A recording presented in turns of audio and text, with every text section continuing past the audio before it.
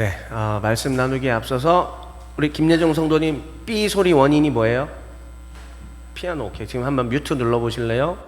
오케이. 찾았습니다. 네, 이렇게 하나하나 체크하면 돼요.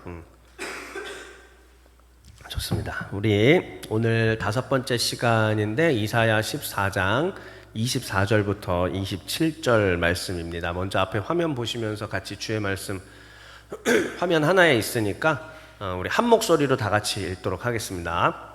시작. 만군의 여호와께서 맹세하여 이르시되 내가 생각한 것이 반드시 되며 내가 경영한 것을 반드시 이루리라. 내가 아수르를 파하며 나의 산에서 그것을 짓밟으리니 그때에 그의 멍에가 이스라엘에게서 떠나고 그의 짐이 그들의 어깨에서 벗어질 것이라. 이것이 온 세계를 향하여 정한 경영이며 이것이 열방을 향하여 편손이라 하셨나니 만군의 여호와께서 경영하셨은즉 누가 능히 그것을 패하며 그의 손을 펴셨은즉 누가 능히 그것을 돌이키랴. 아멘.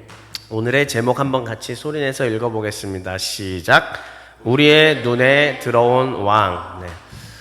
오늘 어떤 복된 소식을 먼저 좀 말씀드리면은 어려운 내용이 별로 없습니다. 그러니까 이 어려운 강론 내용은 최소화했고 오늘은 박재현 목사가 간증 설교를 안 하기로 아주 유명한 사람 아닙니까?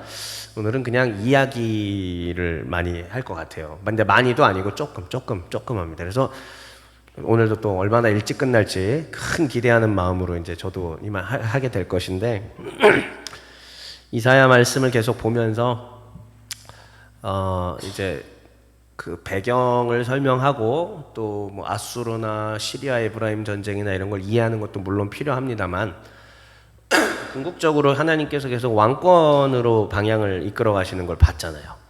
그러면은 이 내용을 통해서 주님의 왕권은 이렇다 저렇다를 확인하는 것도 중요하지만 사실 우리가 교회됨과 또 신앙인으로서 살아가는 것, 주의 백성으로 살아가는 것은 주님의 왕권을 내가 어떻게 인정해 갈 것인가, 그게 더 중요할 것 같아요. 그러니까 왕권에 대한 내용을 머리로 아는 것보다 내가 진짜 주님의 왕권을 삶에서 인정해 나가고 그렇게 꺾여 나가고 성장해 나가는 게 훨씬 더 중요할 것 같습니다.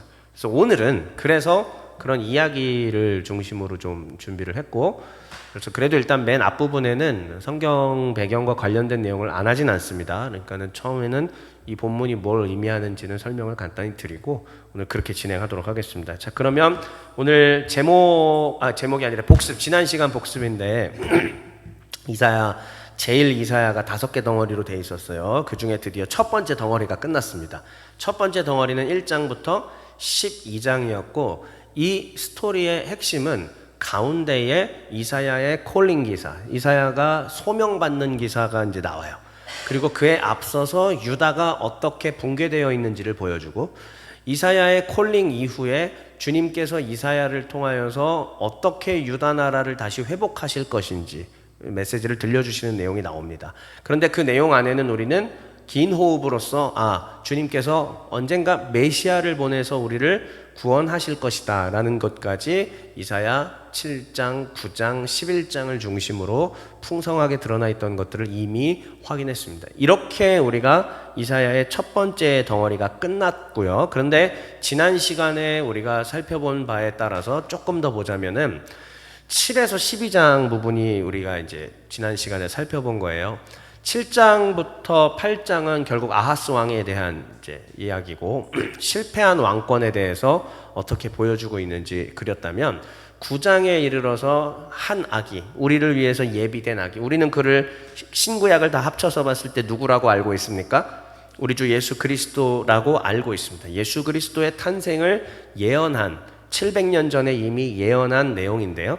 그래서 이 예수 그리스도를 통하여 약속된 왕권은 바로 이런 것이다 라고 얘기를 하고, 그런데 바로 그 뒤에 또다시 열방들, 즉 북왕국이나 이런 아수르 나라들이 어떻게 교만한 왕권을 보였는지를 보여주고 또다시 메시아 왕권, 그러니까 세상 왕권, 메시아 왕권, 세상 왕권, 메시아 왕권 이렇게 구성이 돼 있는 것들을 우리가 확인을 했었고, 그래서 지난 시간의 메시지를 혹시 기억하실지 모르겠습니다. 보니까는 찬양 인도자님도 그렇고 기도 인도자님도 그렇고 지난주의 메시지를 어느 정도 다 반영이 돼 있더라고요. 지난주 이거였어요.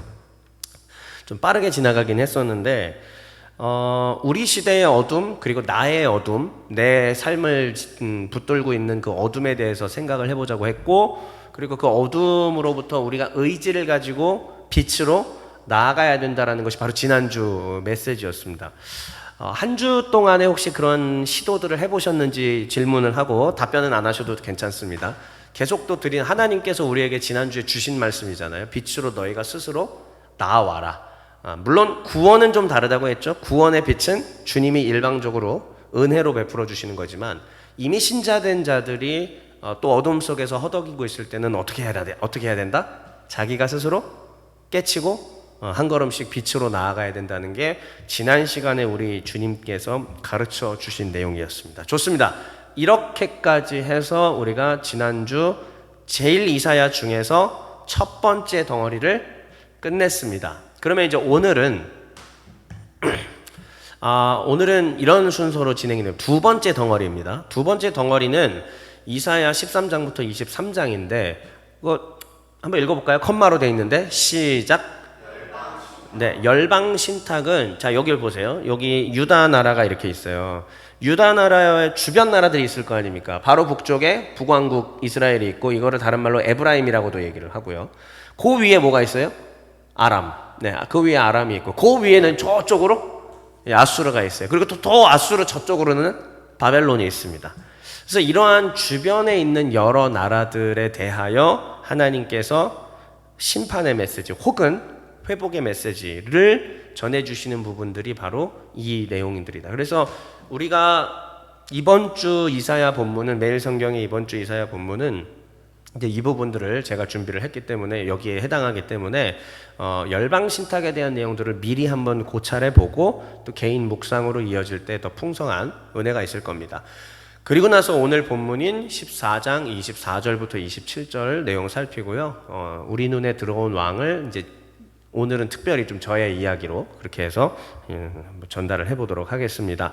그러면 이제 열방 신탁에 관하여서 우리 말씀을 잠깐 같이 살펴보자면은, 자, 우리가 지난 시간까지 제 4강까지 진행이 되었죠. 이제 오늘은 여기에 추가가 됩니다. 5강. 다시 한번 볼게요. 제목만 먼저 볼게요. 무너진 시온의 영광. 무너진 시온의 영광. 이거 1장부터 5장 이야기였죠. 자, 그러고 난 다음에 이사야는 콜링을 받게 되고, 이사야의 눈에 들어온 것은 이방의 풍요가 아니라 보좌 위에 앉으신 우리 주님이 눈에 들어왔습니다. 3강까지 이렇게 진행이 되고, 그 다음에 큰 빛으로 오시는 왕, 이사야의 눈에 들어온 보좌에 계신 여호와여, 큰 빛으로 9장 얘기입니다. 우리 가운데 오셔서 빛을 비추어 주시옵소서까지 이렇게 진행이 됐고, 그래서 오늘 그거 이어서 왕을 좀 이어서 오늘은 우리의 눈에 들어온 왕. 3강에서는 다시 3강이랑 좀 라임을 맞췄거든요. 3강은 이사야의 눈에 들어온 것, 그리고 그 2강도 무엇이 눈에 들어왔을까 했죠.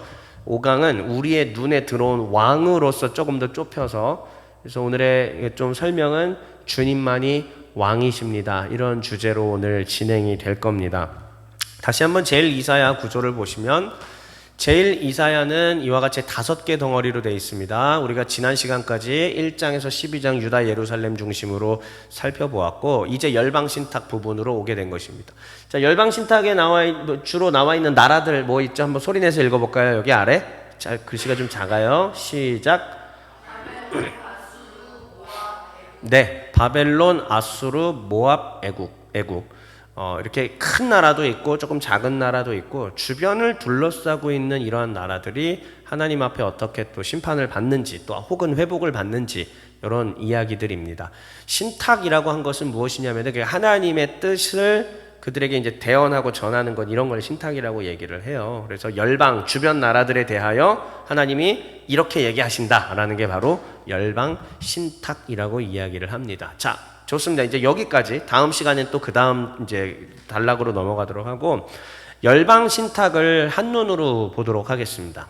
자, 열방 신탁을 한눈으로 보면은 결국은 하나님께서 바벨론을 뭐 무너뜨리시겠다, 뭐 아수르를 어떻게 하시겠다 이런 내용들인데 그 내용들을 다 모두어서 보면은 내용이 어떻게 주제가 만들어지냐면은 가운데 소리내서 한번 읽어보겠습니다. 시작. 그거예요. 결국은 이 열방 신탁을 통해서 우리가 신학적으로 깨달을 수 있는 것은 무엇이냐면 여호와는 유다 나라의 지역적 왕이 아니라 온 열방, 열방이라고 하는 것은 민족을 말하는 것, 여러 민족을 열방이라고 얘기합니다. 그래서 많은 nations, 여러 민족들 가운데에도 그들 전부 다 해서도 누가 왕이시다? 여호와께서 왕이시다는 신학 사상이 이 안에 들어있는 것입니다. 왜 그러냐면은 여호와께서 당대의 가장 강한 나라들도 어떻게 하신다? 징계하시고 심판하신다라는 것을 통하여 온 열방의 주인은 여호와 하나님이시구나 하는 것을 우리가 확인할 수 있다라는 말이죠. 뿐만이 아니라 여기뿐만이 아니라 각종 예언서들은 다 이런 식으로 열방 신탁 부분들이 있고 거기에서의 중요한 신학 사상은 여호와께서는 유다 나라의 이스라엘 나라의 작은 왕이 아니라 온 우주의 온 땅의 왕이시라는 사상을 우리에게 보여주고 있는 것입니다. 자, 그렇다면은 첫 번째부터 한번 볼게요. 제국의 교만에 대해서 먼저 얘기하십니다. 13장 1절부터 14장 27절까지. 근데 여기 보면은 작아요, 글씨가. 보이죠? 나라가 두 개가 나옵니다. 뭐하고? 네. 바벨론과 아수르가 나오는데 사실은 여러분 서론 시간을 기억하시면은 시리아 에브라임 전쟁 제가 얘기하면서 지금 유다 나라의 가장 위협이 되고 유다 나라를 집어삼키려고 하는 것은 어디냐면은 사실 아수르예요. 근데 아수르보다는 이 열방 신탁에서 제일 먼저 더 큰 비중으로 더 많은 내용을 다루는 것은 바벨론입니다. 오히려 초점이 바벨론에 가 있습니다.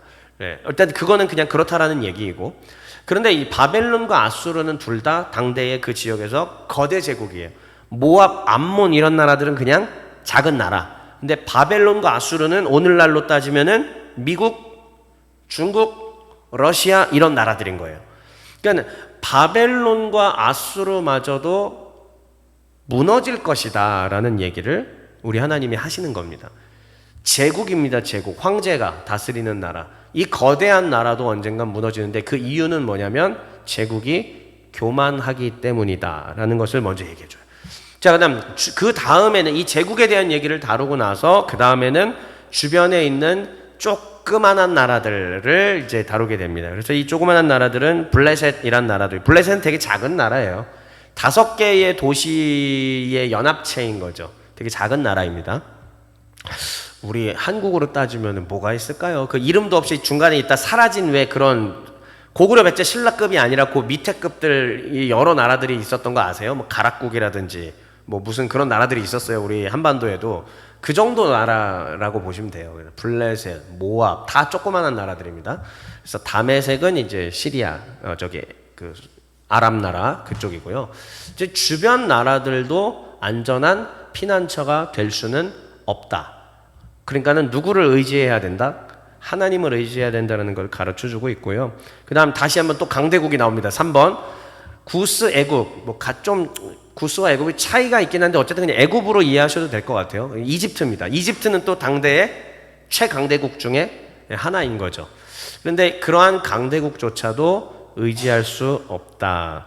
사람이 붙드는 힘은 결국은 흔들릴 수밖에 없다라는 얘기고요. 그래서 마지막 21장부터 23장까지의 부분은 또 바벨론, 아라비아, 예루살렘, 두로 이런 나라들을 다시 한번 얘기하면서 결국은 예루살렘이라 할지라도 하나님을 쳐다보지 않고 하나님을 의지하지 않으면 저런 나라들과 다를 바가 없다. 그러니까 너희가 비록 예루살렘이라 할지라도, 너희가 비록 다윗의 후손이라 할지라도 하나님을 향한 경외가 없다면, 다시 얘기할게요. 너희가 모태신앙이라 할지라도, 너희가 과거에 어떠한 봉사를 했다, 어떠한 위대한 은혜를 경험했다 할지라도, 너희가 어떤 출신이라, 여기도 신학교 출신들 많잖아요 지금. 너희가 혹시 신학교 출신이라 할지라도 그것이 너희를 보장해 주지 않는다는 거예요. 지금 여호와를 경외하는가? 지금 여호와 하나님을 왕으로 모시고 있는가? 이것을 21장부터 23장이 우리에게 가르쳐주고 있습니다. 그래서 열방 신탁은 이와 같이 대충 한번 보세요. 큰 나라들 있었어요. 큰 나라들 생각나시는 대로 한번 불러주실래요? 어디? 네, 바벨론 있고 또 아수르 있고 그 다음 하나 더 애굽, 이집트 좋습니다. 예. 그 다음 작은 나라들은 얘기 안 하셔도 됩니다. 그냥 작은 나라들 있고. 그래서 이러한 제국들, 그 다음 또 작은 나라들에 둘러싸여 있는 유다. 너희는 그들을 의지하지 말고 누구를 의지하라? 여호와 하나님을 의지하라.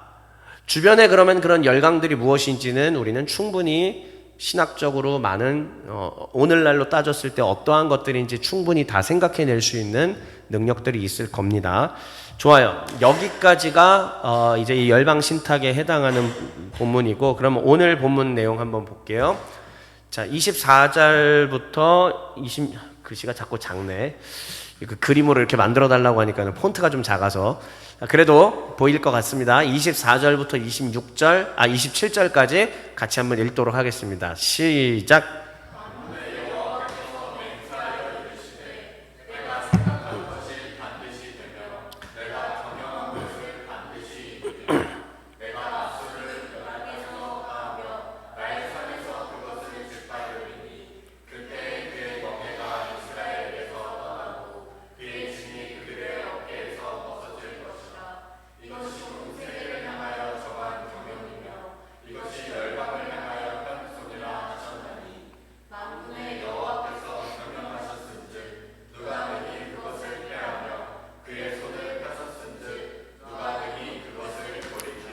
오늘 본문 이 부분은 아까 방금 전에 살펴본 열방 신탁 중에서도 제국의 교만의 부분이고요. 제국의 교만의 마지막쯤에 나와 있는 것입니다. 결국은 제국들이 아무리 교만하고 한다 할지라도 여호와 하나님께서 그 위에 계시다라는 것을 보여주는 거예요. 나다 이런 뜻이죠. 내가 누구냐? 내가 나다.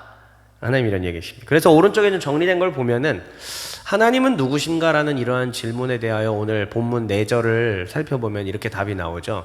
하나님은 자기 자신이 정하신 뜻을 기어이 이루시는 분이십니다. 다시요. 이거 굉장히 중요한 말이에요. 소리내서 한번 읽어볼까요? 정하신. 시작. 신앙생활은 이제 저 잠깐만 보세요. 신앙생활이라는 게 뭐냐면은 하나님의 뜻하고 사실 줄다리기 하는 거예요. 우리는 주의 은혜로 부름받아서 구원받아서 하나님 자녀가 되긴 했으나 여전히 우리 안에 남아있는 내면의 본성의 부패함과 이런 것들은 하나님의 뜻을 따르기 싫어합니다. 그래서 어제는 은혜 받아서 충만했다 할지라도 오늘은 시험 들어서 또 이렇게 할 수도 있는 거고, 은혜 받았을 때는 하나님의 뜻에 순종하겠습니다라고 기쁨으로 하지만은 시험 들었을 때는 어떻게 되냐면은 하나님 no 건드리지 마십시오. 그것은 내가 못하겠습니다. 사실은 계속 줄다리기 하는 거예요. 그러면은 잘 아시겠지만 줄다리기를 계속하는 게 행복한 삶인가? 아니면은 이제 어느 정도 사춘기 시절에 줄다리기를 좀 했다면 그것을 넘어서서 평안하게 동반자로서 동행하는 삶을 살아갈 것인가? 뭐가 복된 삶일 것인지는 답을 이미 알고 있습니다. 서로가 사랑하는 사람끼리 끊임없이 계속 싸우는 것도 주도권을 잡으려고 서로 막 다르게 살아온 거에 대해서 이렇게 하려고 싸울 수는 있겠지만은 그게 늙을 때까지 계속 싸운다면은 그것은 불행한 삶일 수밖에 없습니다. 마찬가지로 하나님과의 그 줄다리기를 일시적으로 할 수 있으나 지속적으로 끝까지 계속 줄다리기를 하고 나의 이 본성을 하나님하고 자꾸 정면 충돌시킨다라면은 그 삶은 사실 조금 불행한 삶이지 않을까. 구원받는 건 감사한 거지만 그럼에도 불행한 삶이 아닐까 싶습니다. 근데 오늘 본문을 통해서 우리가 깨달아야 되는 부분이 하나 있습니다. 뭐냐면 하나님은 기어코 정하신 뜻대로 하시는 분이십니다. 사람과 사람 사이에는 양보도 하고 밀릴 수도 있어야 됩니다. 그렇게 해서 평화로운 인간 세상을 만들어야죠. 그렇죠? 하나님은 안 밀리십니다. 그러니까 우리가 인격적인 하나님과 교제하는 건 맞지만 근본적으로 그 사실을 아셔야 돼요. 하나님은 우리가 자꾸 요구해서 하나님의 뜻을 꺾을 수 있는 대상이 아니라 그분은 왕이시고 절대자이시며 우리를 향하신 선하신 뜻이 있다라는 거예요. 그런데 우리를 향하신 선하신 뜻은 내 눈에는 안 선해. 이게 문제인 거예요. 하나님은 나를 향하여 선하신 뜻을 두고 계시는데 내가 그거를 봤을 때는 전혀 선해 보이지 않는다라는 거지. 선한? 네, 죄송합니다. 갑자기. 네, 저분이 하프만 보고 계시길래 약간 분위기를 환기한 것 뿐입니다. 그래서 이게 하나님의 뜻은 선하지만은 내 눈에는 그게 선해 보이지 않기 때문에 또 줄다리기 하고 또 씨름을 하게 되는 거죠. 그런데 궁극적으로 다시 정하신 뜻대로 이루시는 분이십니다. 안 밀리십니다. 그러니까 하나님하고 씨름하려고 하는 것이 사실은 미련한 거예요. 하나님과 씨름하는 사람들은 성경에 많이 나옵니다만 그런데 그러니까 우리도 그들의 인생처럼 똑같이 씨름하지. 갈등 겪죠. 하나님한테 싫다고 짜증난다고 사춘기 소년 소녀처럼 들이박죠. 그런데 어느 시기를 지나서 주의 뜻대로 가는 것이 사실 그대로 플로잉 해가는 그대로 흘러가는 것이 가장 복된 삶이라는 것을 받아들일 때 비로소 우리의 신앙생활에 우리의 삶에 무엇이 찾아온다?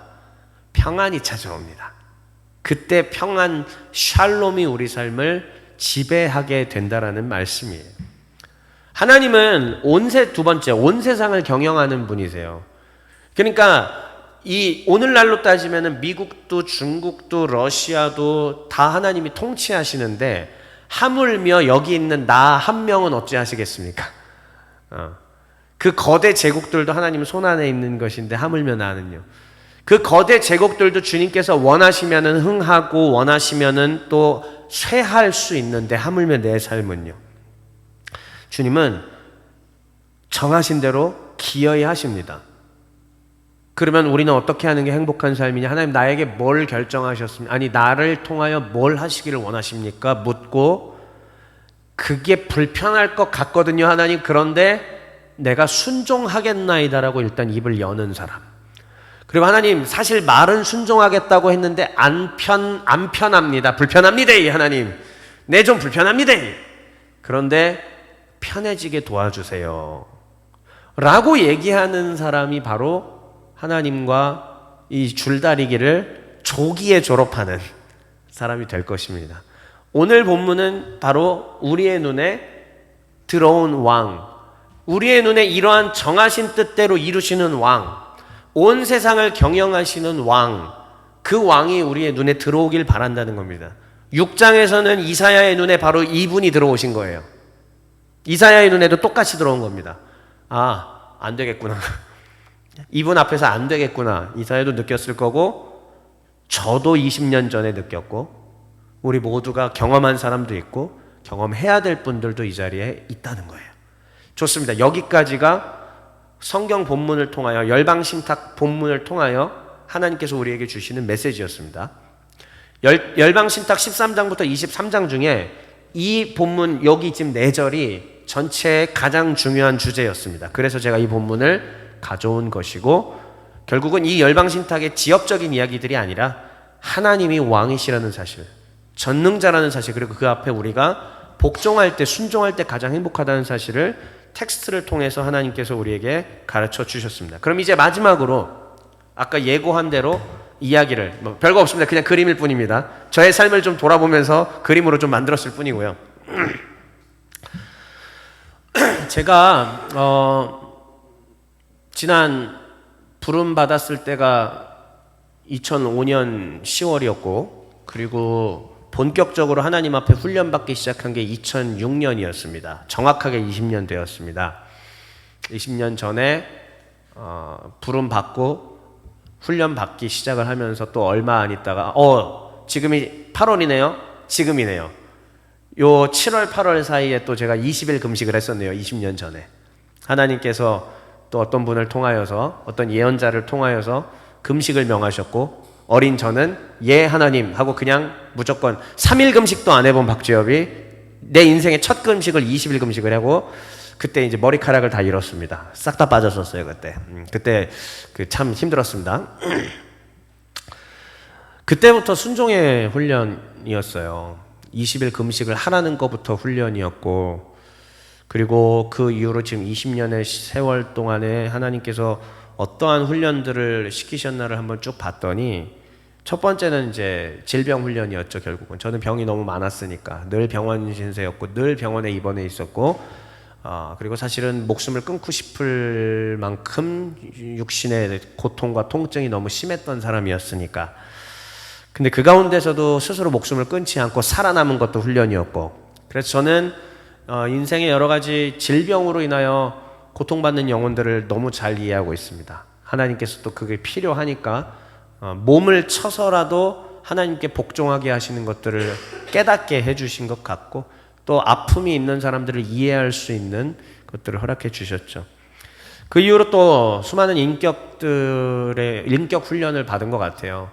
저도 분노를 굉장히 잘하는 사람이었고, 과거 청년부 시절에는 동생들하고 막 그냥 소리 질러대면서 약간 고압적으로 찍어 누르는 그런 사람이었고, 그랬는데 사역자가 되면서부터 그러다가는 망하겠다라는 것을 체험하고, 이대로는 하나님께 쓰임받을 수가 없구나라는 걸 깨달으면서 하나님께서 각종 수치스럽고 모멸감 느낄 만한 상황을 계속 주시는 거예요. 맨날 무시당하게 되고, 근데도 입을 열 수가 없는 사역자가 됐기 때문에 이제는 입을 열면 안 되는 거죠. 잘못했습니다, 죄송합니다 하고 당하고, 억울한데도 또 억울하지만 어디 가서 말 못하고 혼자서 울면서 하나님 앞에 기도하고 그래요. 근데 인격 훈련이 그거로 끝이진 않았습니다. 선교단체를 세워서 운영하는 동안에 제 앞에서 막 영원히 함께 할 것 같이 했던 사람들이 정말 언제 그랬냐는 듯이 뒤통수 딱 때리고 그냥 이렇게 도망가거나 저한테 뭐라고 하거나 이런 것들도 경험하게 되는데, 그들을 사랑할 수 없는 제 자신을 보면서 괴로워하는 거죠. 그들을 절대로 용서하지 못하고 때려 죽이고 싶은 마음들이 여기서 막 샘솟아 오르는데, 그때마다 앞에서 설교라는 거는 해야 되고 찬양 인도라는 거는 해야 하고, 사람들 앞에서 하나님의 뜻이 이겁니다라고 거룩한 척, 온갖 거룩한 척은 다 해야 되고, 근데 내 속에서는 미움과 원망과 불평이 막 샘솟아 오르는데 해결이 안 되는데, 그래서 그러한 갈등을 겪어가는 과정들을 통해서도 또 하나님께서 훈련을 하시고, 또 학문을 이제 오랫동안 연구하면서 또 그런 것도 훈련하시고, 그 다음에 하나님께서 이제 여러 가지 많은 또 결핍이 될 만한 그런 상황들을 주셔서 그 결핍 속에서 채워지지 않는 고통 가운데 하나님 앞에 눈물 흘리면서 지냈던 시간들이었습니다. 지금 이 말씀을 드리는 게 사실은 뭐냐면, 다시 우리의 눈에 들어온 왕. 저는 이미 그때 하나님이 왕으로 들어오셨는데 제 안에 들어왔어요. 왕이신 하나님이 눈에 들어왔고 내 삶을 다 드리겠다라고 얘기를 했는데, 그게 2005년이에요. 10월. 그리고 2006년부터 본격적으로 훈련받기 시작해서 지금 20년이 지났는데, 사실은 그때부터 바로 하나님이 나의 왕이 되시지 않았다라는 걸 말씀드리는 거예요. 한 번에 하나님이 내 왕이 되신 게 아니에요. 아니, 공식적 오피셜하게 주님은 언제나 왕이셨고, 하나님 보좌 우편에서 천상의 왕으로 통치하시는 것은 변함이 없어요. 나의 인정과 상관없이 왕이십니다. 근데 진짜 그분을 내가 내 왕으로 받아들이는 것까지는 어마어마한 무수한 갈등과 무수한 고민과 괴로움이 있었고 시간이 필요했다는 말씀입니다. 그런데 제가 지금까지 말씀드린 거에 이어서 2023년 1월 1일에 우리 교회를 시작을 하지 않았습니까? 이때부터 진짜 사실은 목사로서 하나님 앞에 하나님이 왕이신지 아닌지를 테스트받고 훈련받는 시간들이 이제 시작이 된 겁니다. 벌써 우리가 개척을 한 지가 이제 3년하고도 반이 이제 넘어서 흘러가네요. 그런데 제가 가장 힘들었던, 왕으로 하나님을 받아들이기까지 가장 어려웠던 게 뭐였냐면 가난이었습니다.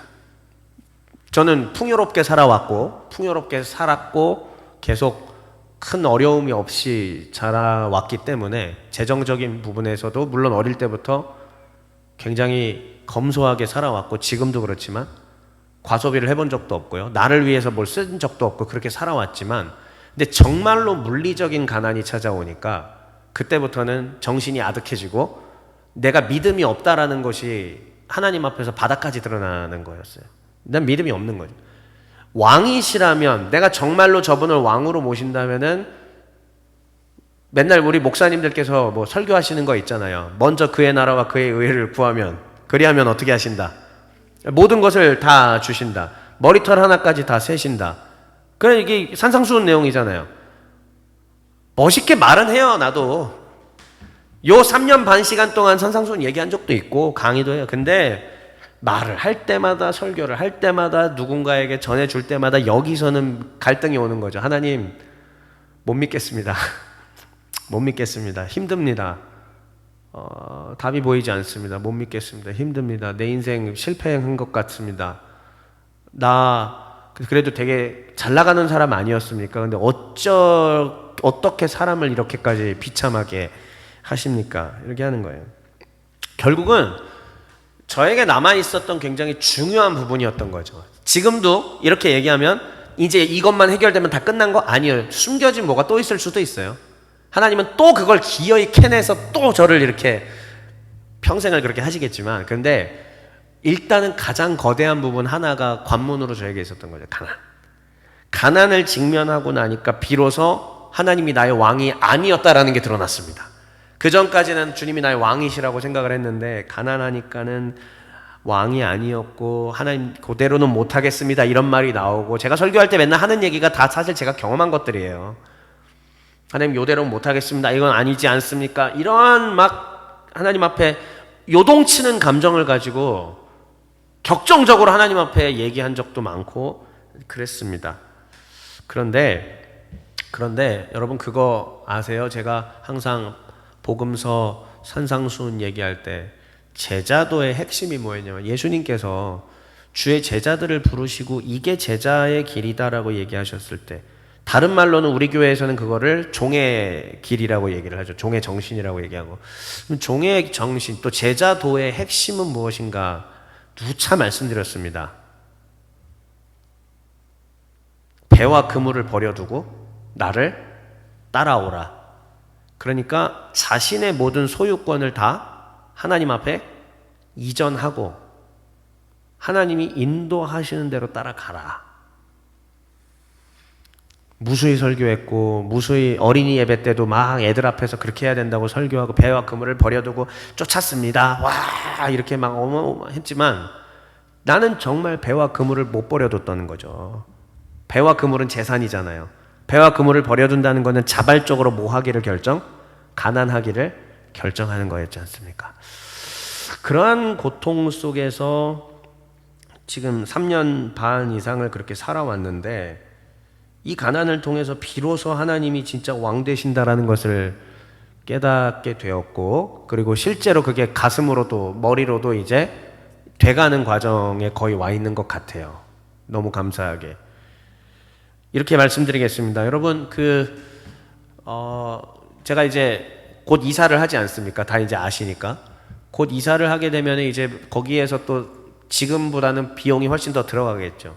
근데 그게 이제 2월 달에 결정이 되었어요. 이미 그렇게 하기로. 그런데 이제 여러분 제가 가진 수입으로는요. 그게 감당이 안 되는 상황이 됐었어요. 그래서 제가 하늘을 바라보고 한숨을 쉬면서 하나님 앞에 이렇게 얘기했죠. 하나님 요거 필요해요. 요거 요만큼 있어야 돼요. 근데 지금으로는 답 안 나와요. 근데 일은 이미 주사위는 던져졌고 이래 해야 되는데 어떻게 하시겠습니까? 잠이 안 와요. 계속 잠도 안 오고 막 가슴이 막 답답해서 막 이렇게 해요. 그런데 우리 하나님께서 평강도 안 주시고 답도 안 주시고 괴롭기만 하고 매주 주일날 여러분들 앞에서 예배는 진행하고 인도는 하고 있는데 근심 걱정은 막 계속 가득 차 있고 뭐 어떻게 살지 나는 망했나 또 어떻게 하지. 그런데 하나님은 계속 소유권을 이전하는 게 제자라고 얘기하시고 기어이 박지엽 너를 정복하겠다. 정하신 뜻을 돌이키시지 않겠다라고 주님께서 말씀하시고, 그런데 그 이후로부터 재밌는 일이 벌어지기 시작을 했죠. 예, 이만큼이 필요했는데 갑자기 이만큼이 채워지는 역사가 생겼고, 그래서 이제 하나님께서 살 길을 주시나 보다. 근데 숨통만 트인다고 사람이 살 수는 없거든요. 여러분, 제가 살아가는 삶이 어떤지 잠깐만, 죄송합니다. 지금까지도 계속 이 개척 이후로부터의 제 삶은 밖에서 외식을 단 한 번도 할 수가 없는 삶이에요. 여러분들이 저를 정말 많이 사주셨기 때문에 제가 그동안 다 밖에서 먹은 거지, 제가 제 돈으로는 외식 한 번을 할 수가 없는 삶이었습니다. 항상 교회에 와더라도 여기서 밥을 지어서 참치랑 김 하나 싸서 그렇게 먹으면서 버텼습니다. 그런데 이제 하나님께서 조금씩 그 상황을 보시고 이만큼 채워주시는 것들을 경험하게 되었는데, 이 얘기도 하나 더 드리겠습니다. 작년이네요, 불건. 작년에 제가 이제 또 아직 옥토한의원을 열심히 다닐 때잖아요. 종로에 광화문에 가서 치료를 받고 밥을 먹어야 되는데, 여러분 광화문에서 밥 한 끼 얼마예요? 10,000원이 넘잖아요. 근데 쌀국수집이 좋아하는 게 하나 있어요. 근데 쌀국수집 10,000원이에요. 10,000원짜리 쌀국수를 도저히 먹을 수가 없었습니다. 네, 그래서 저는 2km 정도 됐나? 하여튼 종로에 낙원상가 있는 데까지 열심히 걸어서, 옛날에 1,500원짜리 국밥이라고 지금 3,000원 돼 있습니다. 네. 우리 전국 노래자랑 돌아가신 송혜 선생님이 드시던 그 국밥 3,000원. 그거를 먹으러 땀을 뻘뻘 흘리며 한여름에 이제 걸어갑니다. 근데 그것도 3,000원인데, 3,000원짜리 국밥인데 먹을까 말까를 계속 고민하다가, 그래도 사람이 죽을 수는 없으니까 그거라도 먹고 또 이렇게 하는. 근데 그때 제가요, 우리 성도들이니까 얘기할게요. 나 많이 울었어요, 그때. 종로를 걸으면서. 거기 직장인들 다 되게 화려한 거 알죠? 여기 막 목걸이 걸고 이렇게 사원증 딱 걸고, 야, 양복에 옷도 너무 멋있고, 빌딩들은 대한민국 중심지니까, 하필이면 가도 내가 왜 대한민국 중심지를 가서 괜히 더 그랬을까? 그런데 그 상황에서 종로를 걷고 있는데 난 너무 초라한 거예요. 여기 그냥 식당 아무 데나 들어가서 그냥 직장인들이 평범하게 먹을 수 있는 것조차도, 그전에는 그렇게 했지. 그전에는 나도 먹었죠. 그렇게 먹을 수 있었고. 그런데 그거를 할 수 없는 상황 가운데 이렇게 막 걸어가고 막 괴로워하면서 하나님 그냥 속으로만 계속 하나님만 한 거예요. 나 이렇게 너무 비참합니다. 다 80살쯤 되시는 영감님들 틈바구니 속에서 젊은 놈 하나 와가지고 거기서 3,000원짜리 국밥을 먹고, 저 때문에 한번 가셔서 또 드셨다고 하시고, 그래서 잘 알죠, 어떤 곳인지. 다 영감님 80세 어르신들 틈바구니에 젊은 놈 하나 와가지고 먹고, 매주 한번 그렇게 이제 치료받을 때마다 가서 또 먹고. 근데 그 전철비도 또 계산하면서 이제 그것도 이제 전철비 아까워가지고 그것도 계산하고 그랬습니다. 근데, 그때 종로를 걸으면서 울면서도 그 얘기는 했어요. 하나님, 나는 주의 종입니다. 당신은 내 왕이십니다. 나는 결코 이 길을 포기하지 않을 겁니다. 나를 부르신 분의 명령에 순종하는 것이 종이니까, 종은 자기 생각이 없습니다. 종은 자기의 뜻이 없습니다. 하나님, 주인의 명대로 할 뿐입니다. 이게 제가 20대 처음 부름받았을 그때에, 2005년에 부름받고 2006년부터 훈련됐고 2006년 처음 훈련받을 때에 그 선교단체에 가서 어르신에게 배웠던 딱 그 정신이 바로 이 정신이었거든요. 나는 종입니다. 종은 자기의 생각이 없습니다. 종은 주인의 명대로만 하는 겁니다. 그 정신이 지금 우리 오늘날의 교회, 종의 교회라는 교회로 만들어지게 되었고, 그렇게 해서 종로에서도 제가 주님 앞에서 울면서 나는 종입니다. 주님 끝까지 이 길 가겠습니다. 종으로서 주의 명령대로, 가난하라면 평생 가난할 것이고, 부유하라면 부유할 것이고, 먹으라면 먹고, 먹지 말라면 안 먹고, 가라면 가고, 서라면 서겠습니다. 그게 종의 삶이니까요. 어쩌면 이게 마지막일지 모르지만 지금 제 입장에서 마지막이라고 생각되는 이 가난이라고 하는 관문 앞에서 하나님은 비로소 가난을 통하여 저에게, 그 결핍을 통하여 저에게 왕이 되셨습니다. 그 결핍을 통하여 비로소 하나님이 저의 왕이 되셨습니다. 저 그림 GPT 고마워요. 참 제 마음을 잘 대변해주고 있거든. 무릎을 꿇고 우리 보좌에 앉으신 주님을, 이사야가 6장에서 주님 본 것처럼 저도 그 하나님을 가난 속에서 보았습니다. 10년, 20년 전에는 질병 속에서 자생한방병원에서 제가 저렇게 주님을 배웠고, 또 인격적 사람들에게 배반을 당하면서도 주님을 배웠는데, 이제 교회를 시작하면서 하나님께서 저에게 가난이라고 하는 것을 통하여 무릎 꿇고 진짜 하나님이 비로소 저의 왕이십니다, 제자도의 마지막 관문이었던 그 모든 배와 그물을 버려두고 나를 따라오너라고 하신 것을 기어코 강제로 이루신 하나님, 당신을 찬양합니다. 강제로 나를 거기에 코너에 몰아넣으시고 나의 왕 되신 하나님, 주님을 찬양합니다라고 고백하게 되었습니다. 그리고 이제 마지막 이야기하겠습니다. 얼마 전에 재정보고 때 박지엽 가난뱅이 목사 좀 살려주라고 여러분들이 하셨다면서요. 저는 저 안에 들어가서 음악 틀고 있었기 때문에 전혀 아무 소리도, 일부러 제가 아시죠? 재정보고 때 목사 못 들어오게 제가 만들어 놨습니다. 제가 제 스스로 못 들어가게 만들어 놨고 했는데, 그 얘기를 듣고 이제 운영이들이 찾아오셔서 해서 이제 박지엽, 당신의 이 명줄이 우리에게 달려 있소이다 이렇게 하면서 이제 인상안에 대해서 이런저런 얘기를 이제 했어요. 해서 결국은 미리 보고 드립니다. 성도님들의 그런 은혜로 우리 운영위에서 숨통이 빵 하고 트일 수 있을 정도를 그래도 올려주셨습니다. 그래도 여러분 최저도 안 되는 건 아시죠? 그래봤자. 근데 저한테는 지금 그 극도로 이렇게 살아온 상황 속에서 그게 숨통이 트이는 그런 정도로 해서 먼저는 성도 여러분들께 감사드리고, 근데 그 얘기를 또 드리고 싶어요. 결국은 이사 가면서 그 필요했던 최소 금액보다 조금 더 하나님 앞에 올려서 얘기했거든요. 제가, 하나님, 그래도 바깥에서 밥 2번 정도 사 먹고, 그 다음에 제가 식재료를 그래도 이런 것들을 노르웨이산 고등어를 냉동으로 사서 먹을 수 있을 정도는 됐으면 좋겠습니다. 그랬는데 여러분들께서 은혜 베풀어 주셔서 노르웨이산 냉동 고등어도 제가 사 먹을 수 있게 되었어요.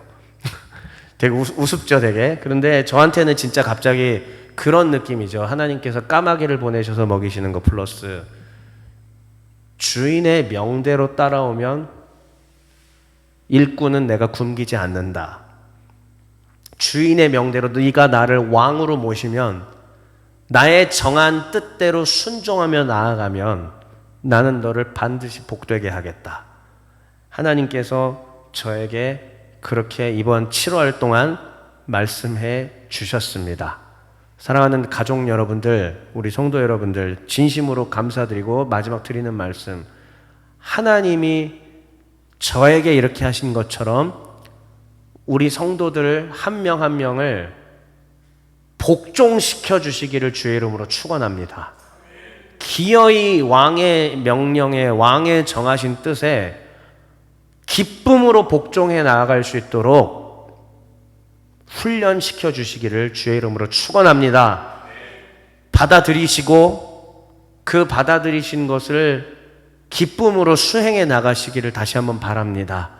아마 내 인격의 한계도 보게 되실 거고 내 바닥을 보게 될 겁니다. 그 바닥에서 보좌에 앉으신 주님을 뵙기를 다시 한번 주의 이름으로 축원합니다. 그 주님이 바닥에서 눈에 들어오면 주님 손 잡고 일어날 수 있습니다. 그 주의 왕권을 비로소 진심으로 인정하고 기쁨으로 살아가게 될 것입니다. 이렇게 사는 우리가 되기를 바라며, 마지막으로 오늘 메시지 역대 제일 짧죠? 이거 한마디면 충분합니다. 읽어볼까요? 시작. 오 주님, 주님만이 나의 왕이십니다. 아멘.